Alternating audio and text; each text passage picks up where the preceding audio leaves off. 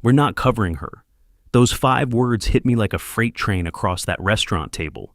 My daughter-in-law Beverly was talking about my wife Dorothy, the woman who'd spent 47 years by my side, who'd helped raise Beverly's kids, who'd given everything to our family. And she said it loud enough for Dorothy to hear. That's when I knew this birthday dinner was about to go sideways.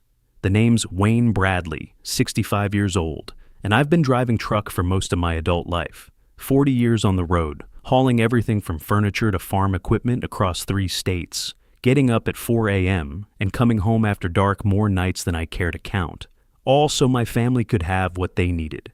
Right now I was sitting at Romano's Italian Grill, watching my daughter-in-law's smile, the kind that looks friendly from a distance but cuts like a razor up close. Beverly had perfected that expression over the years. I'd seen it at Christmas dinners when she'd compliment someone's cooking while suggesting they needed to try a healthier recipe. I'd seen it at family barbecues when she'd offer to help clean up, then spend the whole time reorganizing everyone else's kitchen cabinets. But I'd never seen it aimed directly at Dorothy like this. My wife was sitting next to me, wearing her good blue dress and the pearl earrings I'd bought her for our 25th anniversary. At 62, she moved a little slower these days. Arthritis in her knees from all those years she'd spent cleaning houses to help pay for our son, Earl's college education. But she'd insisted on coming tonight. It's Earl's 38th birthday, she'd said, while putting on her lipstick, the same shade of coral she'd worn for 20 years. I wouldn't miss it for the world. Earl barely looked up from his phone when we walked into Romano's. The place was one of those trendy farm-to-table joints where they charged $28 for chicken parmesan and acted like they were doing you a favor. My son was already seated in a corner, booth next to Beverly, who was sipping some fancy cocktail with rosemary sprigs sticking out of it like a tiny forest. "You made it!" Beverly's voice had that overly bright quality that always made my teeth ache. We already ordered appetizers. The truffle calamari here is supposed to be incredible. Dorothy smiled and settled into the red leather booth. "Happy birthday, sweetheart," she said to Earl, reaching across to squeeze his arm. He gave her a quick side hug without putting his phone down. "Thanks, Mom. 38, getting old, right?" "You're still my baby," Dorothy said, and I could hear the love in her voice even after all these years of Earl taking her for granted. When you're pushing 65, 38 looks like yesterday. I remember when Earl was 8 years old, coming home from my trucking runs to find him and Dorothy building blanket forts in the living room or working on some school project at the kitchen table. Those were good times, simpler times, when family meant something more than who could afford to pick up the check. The waiter appeared, some kid with a man bun who looked like he'd never done a day of real work in his life. He rattled off specials that sounded more like chemistry experiments than food. Tonight we have pan-seared duck breast with pomegranate molasses reduction, paired with truffle risotto and microgreens. Dorothy ordered the simplest thing on the menu, grilled chicken breast for $22. I noticed her scanning the prices twice, the way she'd done for 47 years, always making sure we weren't spending more than we could afford. I went with the salmon, middle of the road at $26. Nothing flashy, but nothing embarrassing either. Earl ordered a $45 steak without even looking at the price. Beverly got some $38 seafood pasta that came with scallops and lobster.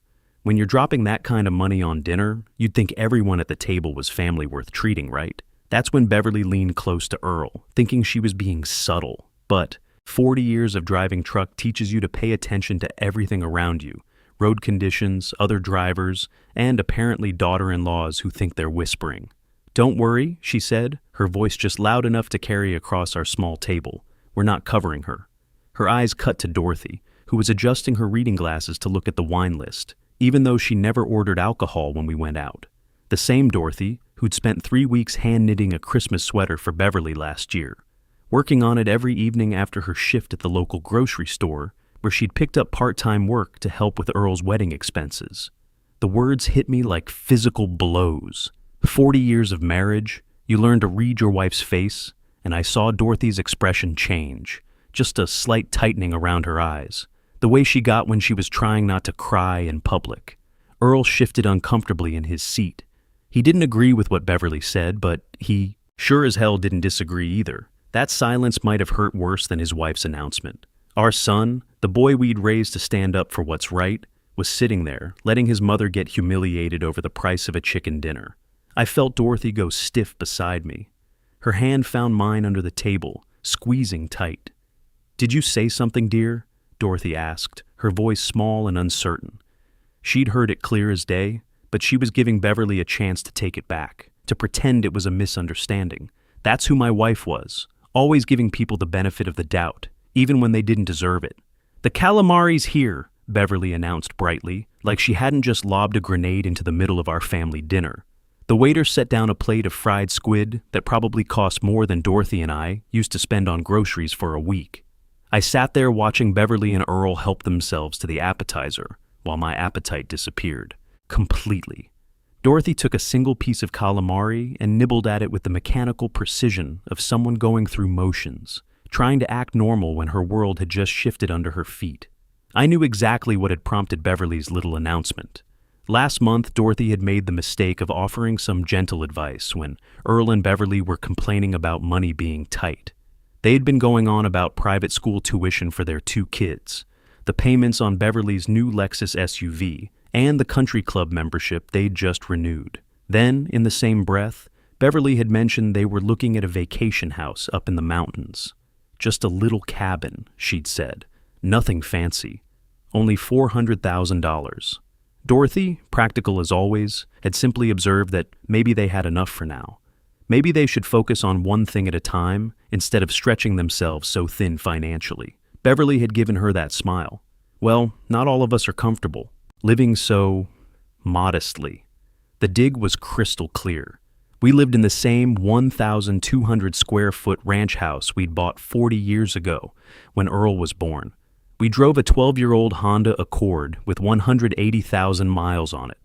We used coupons at the grocery store and considered Olive Garden a special occasion dinner, but we'd also put Earl through 4 years at State University without him owing a dime in student loans. We'd helped with the down payment on Earl and Beverly's first house, a $15,000 gift that nearly wiped out our savings at the time. We'd babysat their kids every Tuesday and Thursday for 5 years so they could save on daycare costs, which probably added up to $20,000 in free childcare. Apparently, none of that bought you basic respect at a birthday dinner. The entrees arrived with great fanfare. Earl's $45 ribeye looked like something you'd see in a magazine. Beverly's seafood pasta came in a bowl big enough to wash a small dog. Dorothy's chicken breast sat on the plate, looking lonely next to a small mound of vegetables that probably cost $3 to prepare and got marked up to $22. Conversation limped along like a wounded animal.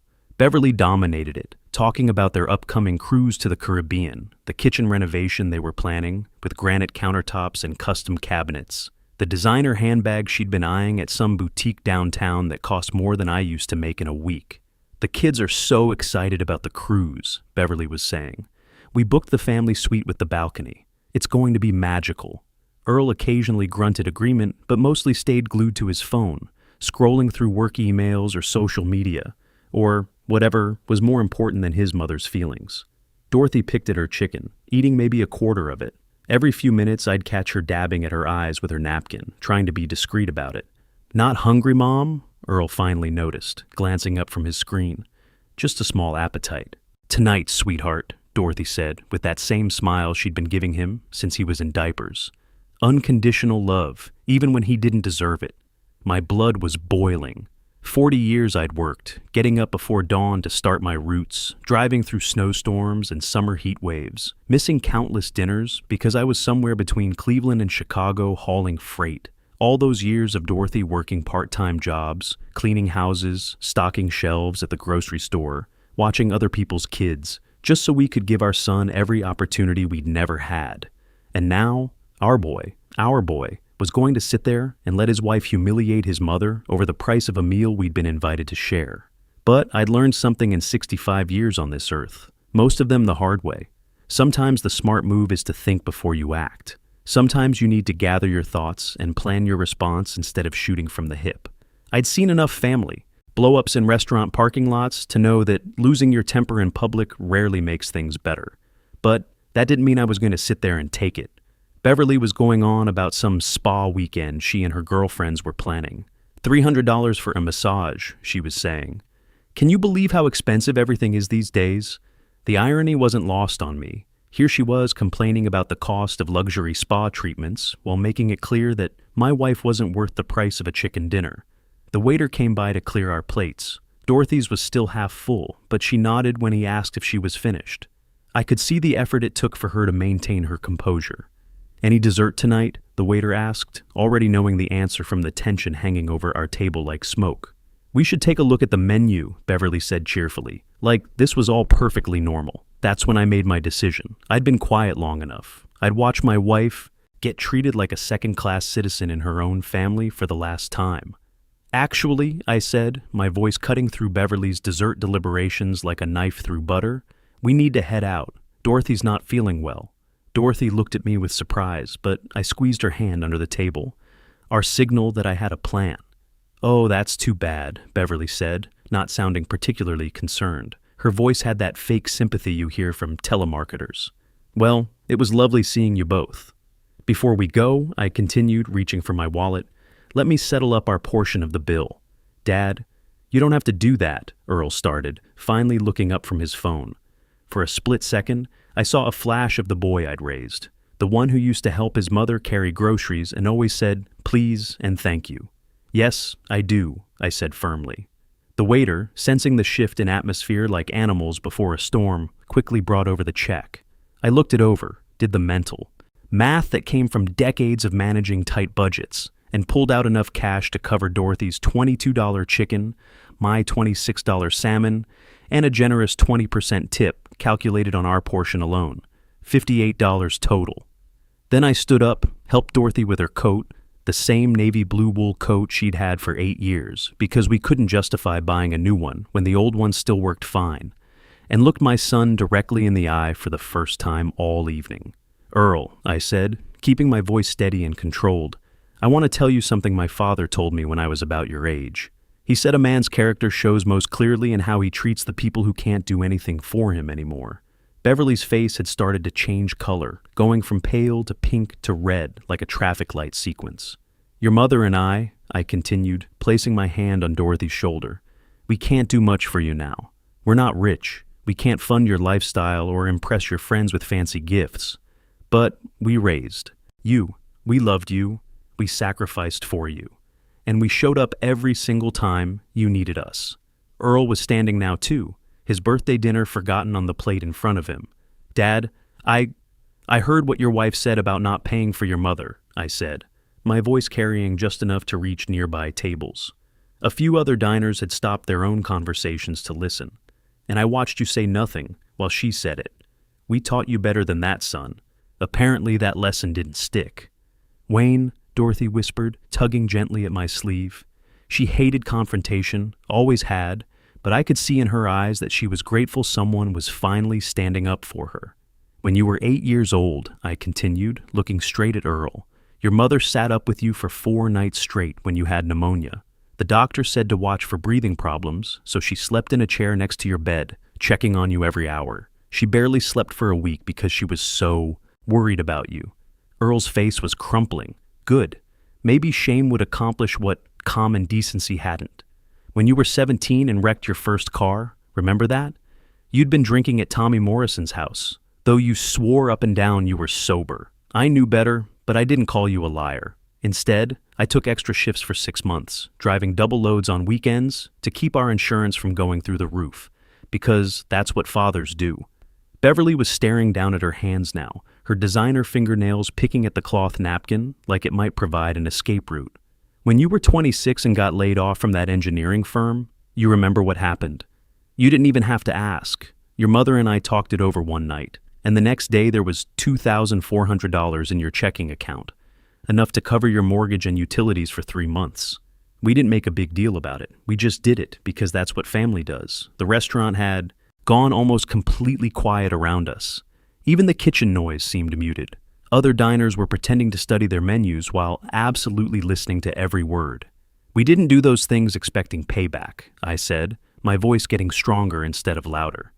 We did them because we love you. But love is supposed to flow both ways, son. And right now, I'm not feeling much flowing back. Dorothy was crying now, silent tears tracking down her cheeks, but she stood straight beside me with more dignity than Beverly had shown all evening. "Your mother spent 3 weeks knitting you that birthday sweater that's sitting in the bag next to her chair," I said, nodding toward the gift bag Dorothy had brought. 3 weeks of her evenings after working 8-hour shifts at the grocery store, because she wanted to make you something special with her own hands. Something that said, "I love you," in a way that store-bought never could. I reached into my back pocket and pulled out a small digital recorder. One of those devices I'd started carrying in the truck to record mileage and delivery notes for tax purposes. I'd turned it on when Beverly made her announcement, more out of instinct than planning. "I've got your wife's little comment recorded right here," I said, holding up the device, "along with everything else that's been said tonight. Might be interesting to play it back at the next family gathering. Let everyone hear how Beverly really feels about the people who've helped build the life she's enjoying." Beverly's eyes went wide. "You can't." "I can," I said simply. "And I will, if this kind of disrespect continues. Because I'll be damned if I'm going to let anyone, family or not, treat my wife like she's not worth the price of a chicken dinner." Earl was looking back and forth between me and Beverly like a man watching a tennis match. For the first time in years, I could see him actually thinking, instead of just going along with whatever his wife wanted. "Now," I said, helping Dorothy gather her purse, "we're going to leave. And you two can figure out whether you want to be part of a family that treats each other with respect, or if you want to keep playing whatever game this is." I turned to walk away, then paused and looked back at my son one more time. "Happy birthday, Earl," I said. "I hope when you're my age, you can look back on tonight and understand what really happened here." We walked out into the cold March night. The parking lot was half empty, streetlights casting long shadows between the cars. Dorothy held tight to my arm, her whole body shaking, whether from cold, emotion, or both. I couldn't tell. "Wayne," she whispered as we reached our old Honda, "did we just lose our son?" I helped her into the passenger seat, my own hands trembling now that the adrenaline was wearing off. "I don't know, honey, but we weren't going to keep him by letting him treat you like that." The drive home took 20 minutes through suburban streets lined with houses, where other families were probably having normal dinners, watching TV together, treating each other with basic human decency. Dorothy stared out the window, occasionally wiping her eyes with a tissue from her purse. "Maybe I shouldn't have said anything about their spending last month," she said finally. "Maybe I overstepped." I reached over and took her hand. "You gave honest advice when someone asked for it. That's not a crime. And even if you had overstepped, which you didn't, it sure doesn't give anyone the right to humiliate you in public." At home, our little ranch house felt both comforting and empty. Dorothy went straight to our bedroom. I could hear her crying through the door, the kind of deep, heartbroken sobs that come when you realize someone you love doesn't value you the way you thought they did.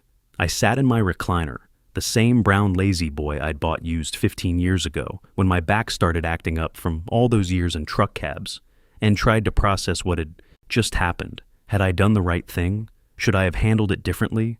Should I have pulled Earl aside privately instead of making a scene? But then I remembered Dorothy's face when Beverly said those words, the way she'd tried to shrink into herself, to become invisible, to apologize for existing. After 47 years of marriage, I knew every expression my wife made, and that look of hurt and shame would haunt me forever if I'd done nothing to address it. Around 11:30 p.m., my phone buzzed with a text message. Earl's name appeared on the screen. "We need to talk. Can I come by tomorrow?" I stared at those words for a long time. Part of me wanted to text back something angry, to tell him he should have thought about talking before he let his wife treat his mother like garbage. But another part of me, the part that remembered teaching him to ride a bike, helping him with algebra homework, watching him graduate college, that part still hoped there was something worth salvaging. I typed back, "Your mother and I will be home all day." The next morning arrived gray and drizzly, typical March weather in Ohio. Dorothy made coffee with shaky hands, moving around the kitchen like she was walking on eggshells in her own home. We sat at our small dining table, the same one where we'd helped Earl with homework for 12 years, and waited. Earl showed up at 10 a.m., alone. Through the window, I watched him sit in his car for a full 10 minutes before finally getting out. He looked like he hadn't slept much, his hair uncombed, his eyes red-rimmed and puffy. Dorothy answered the door before he could knock, and without saying a word, She pulled him into a hug. That's who she was. Ready to forgive before the apology even started. Unable to stay angry at the child she'd raised even when he broke her heart. "I'm sorry," he said. And for the first time in months, I heard my son's voice instead of the stranger who'd been going through the motions of being our child. "I'm so sorry, Mom, Dad." We sat around that same dining table where we'd shared thousands of meals, celebrated report cards and birthdays, argued about curfews and car privileges. But this felt different, heavier. "Beverly's been different lately," Earl began, running his hands through his hair. "Ever since she started hanging out with that new crowd from the country club, everything became about money, about status, about keeping up appearances. I kept telling myself it was just a phase, that she'd snap out of it. And when she didn't, I asked, I took the easy way out. I avoided confrontation. I let her complaints about money become complaints about you two being burdens on our budget. I convinced myself that if I just went along with it, kept the peace at home, everything would work out." Dorothy reached across the table and took his hand. "We never wanted to be burdens." "You're not burdens," Earl interrupted, his voice getting stronger. "You're my parents. You gave me everything, and I let my wife convince me that your needs were somehow less important than her wants." He pulled out his phone and showed us a series of text messages. Beverly demanding he choose between them or us. Beverly threatening to leave if he didn't cut the financial cord with his parents. Beverly calculating how much they spent on family dinners and gifts for us each year. "Last night after you left, we had it out," Earl continued. "Really had it out. I told her that if she ever disrespects you again, she can find somewhere else to live. I meant it, and she knows it." "What did she say?" Dorothy asked. She tried to backtrack, said she was just stressed about money. But then I played back what Dad recorded on his phone, hearing her own voice saying those things about you, Mom. It was ugly, really ugly. Earl reached into a bag he'd brought and pulled out the sweater Dorothy had knitted for his birthday. Cream-colored wool with a cable knit pattern that had taken her weeks to complete. "I wore this too. Work yesterday," he said. "My coworkers asked where I got it. When I told them my mother made it, they were amazed, really amazed. Made me realize what a gift this is, what a gift you are." We talked for 3 hours about respect, about boundaries, about what family really means. Earl admitted he'd been taking us for granted, assuming we'd always be there no matter how he treated us. He acknowledged that Beverly's behavior had been building for months, and he'd been too conflict avoidant to address it. "There's going to be counseling," he said, "for Beverly and me, and for all of us as a family, because I don't want to lose this. I don't want to lose you." As Earl hugged us goodbye, he whispered, "Thank you for not giving up on me, Dad. Thank you for standing up when I was too weak to do it myself." I watched him drive away with Dorothy tucked under my arm. "Think it'll stick this time?" she asked. "I think we raised him right," I said. "Sometimes people just need to be reminded who they really are." Dorothy smiled, her real smile, not the careful one she'd been wearing lately, and I knew that whatever challenges lay ahead, we'd face them the way we'd faced everything for 47 years, together with dignity, and with the understanding that love without respect isn't really love at all. Because at the end of the day, that's what family should mean. Not who pays for dinner, but who stands up when it matters most. The moment you let someone treat your spouse like they don't matter is the moment you stop being the partner they deserve, and the person you raised your children to become. True family loyalty isn't about keeping the peace at any cost. It's about having the backbone to say, "This stops here," when someone crosses the line that should never be crossed.